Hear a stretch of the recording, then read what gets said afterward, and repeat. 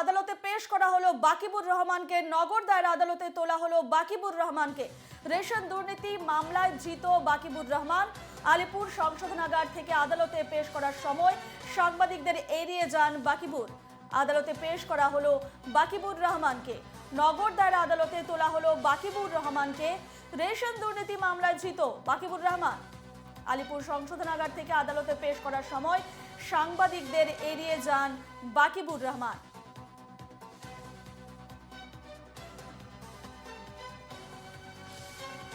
Ration দুর্নীতি মামলায় ধৃত বাকিবুর রহমান আজ আদালতে পেশ করা হলো বাকিবুর রহমানকে। নগর দায়রা আদালতে তোলা হলো বাকিবুর রহমানকে। আলিপুর সংশোধনাগার থেকে আদালতে পেশ করার সময় সাংবাদিকদের এড়িয়ে যান বাকিবুর।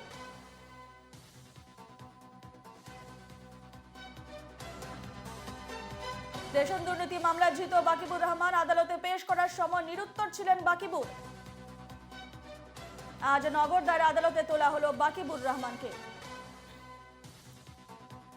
এ নিয়ে আমরা বিস্তারিত কথা বলবো। ফোন লাইনে রয়েছেন আমাদের প্রতিনিধি সুস্মিত মজুমদার। সুস্মিত, আদালতে পেশ করা হলো বাকিবুর রহমানকে, কিন্তু তিনি নিরুত্তর ছিলেন। সাংবাদিকদের মুখোমুখি হয়ে তিনি কিছুই বলতে চাইলেন না আজ।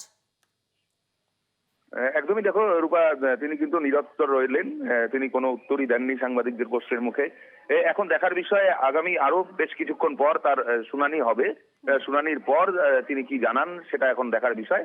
তবে এখন মূল বিষয় যেটা রয়েছে, আদালতের কাছে যে বাকিবুরের যে আইনজীবী তারা কিন্তু একটি আবেদন রেখেছেন। সেই আবেদন হচ্ছে এই বাকিবুরের যে বিভিন্ন সংস্থা রয়েছে, বিভিন্ন জায়গা রয়েছে, সেখানে বেশ কিছু কর্মচারী তারা কাজ করেন এবং তাদের মায়না সংক্রান্ত বিষয় রয়েছে।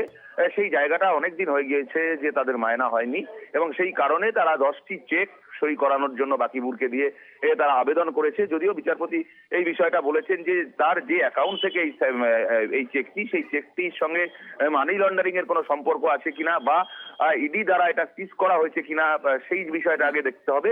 যদি এরা স্বচ্ছভাবে সঠিক অ্যাকাউন্ট থেকে থাকে বা সৎ অ্যাকাউন্ট থেকে থাকে, তাহলে সেই অ্যাকাউন্ট থেকে দেওয়া যেতে পারে, সেটা বিচারযোগ্য হবে।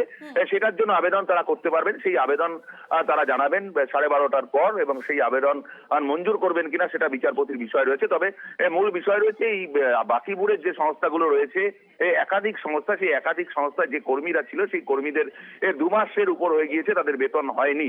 অর্থাৎ এই বেতন দেওয়ার মালিক কিন্তু বাকিবুর রহমান নিজেই এবং সেই বাকিবুরের অ্যাকাউন্ট থেকেই সেই স্যালারিটা এই মুহূর্তে তাকে দিতে হবে এবং সেই কারণেই তারা একটি অ্যাকাউন্ট থেকে 10খানা চেক তারা সই করাতে চাইছেন যে বাকিবুরকে দিয়ে যাতে এই অ্যাকাউন্টটা চেকটা সই করানো যায় এবং সই করাতে পারলে তাহলে সম্ভবত এই এমপ্লয়ি যারা রয়েছেন তাদের স্যালারিটা দেওয়া সম্ভব হবে। সেই কারণেই তারা কিন্তু আবেদন করেছে।